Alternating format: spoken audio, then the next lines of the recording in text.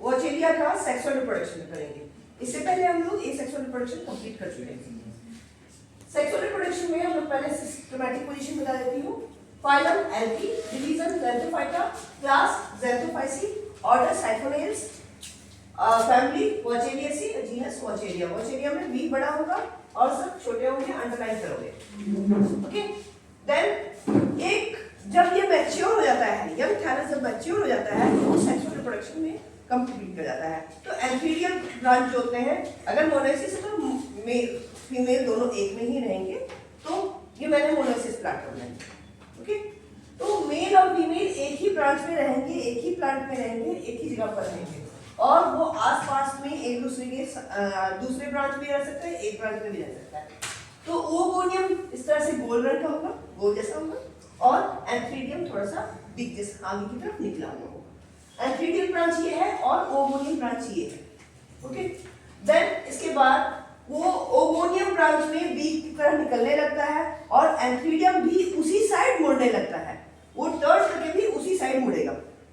और सारे न्यूक्लियस जब रिप्रोडक्शन होने लगता है तो सारे न्यूक्लियस आगे की तरफ आ जाएंगे और सेप्टा बन जाएगा। मैंने पहले भी बोली ये कोइनोसाइटिक है। सेप्टा तभी बनता है जब रिप्रोडक्शन हो रहा होता है, चाहे वो एसेक्सुअल हो चाहे सेक्सुअल हो। तो यहाँ सेप्टा बनने लग जाएगा, यहाँ भी सेप्टा बनने लग गया है, ये दोनों का बीक एक जगह पर आने लग गया है। और फिर उसके बाद जो है ये बीक जो है वहां पर एंथीरिया यहाँ से भेज रहा है साइटोप्लाज्मिक फ्लूइड। यहाँ जो है ओवोनियन ब्रांच से निकलेगा साइटोप्लाज्मिक फ्लूइड, यानी कि एक तरह का अट्रैक्शन कर रहा है। ठीक है, तो अट्रैक्शन कर रहा है तो सारे एंथीरियम जो है यहाँ तैरने लग जाएंगे। जैसे ही वो परिपक्व हो जाएंगे यानी कि पक जाएंगे तो यहाँ से एंथीरिया जो है सारे तैरने लग जाएंगे और साइटोप्लाज्मिक फ्लूइड के कारण वो अट्रैक्ट हो जाएंगे और ओवोनियम में घुसने लग जाएंगे। यहाँ दोनों पोर बना हुआ है, छेद दोनों का खुल गया है। ओके, पहले ओवोनियम ही पकेगा, पहले वो बीक मैच्योर होता है, पहले फीमेल मैच्योर होता है फिर मेल होगा। ठीक है, फिर ये एंथीरियम से बाहर एंथ्रोजोइड्स निकल के तैरने लगते हैं। उसमें जो है ये किडनी शेप का होगा और दो तरह के फ्लैगरा होते हैं, विप्लस और टिनसेल। ठीक है, विप्लस जो होता है चिकना वाला होता है और टिनसेल जो होता है रुएदार होता है। और इसके बाद इसमें से ये एम्प्टी एंथीरियम है, यानी कि सारे तैर के यहाँ पर आए और जाइगोट बना ली। इस स्पोर से एंट्री मार के जाइगोट बन गया, ये oospore कहलाएगा।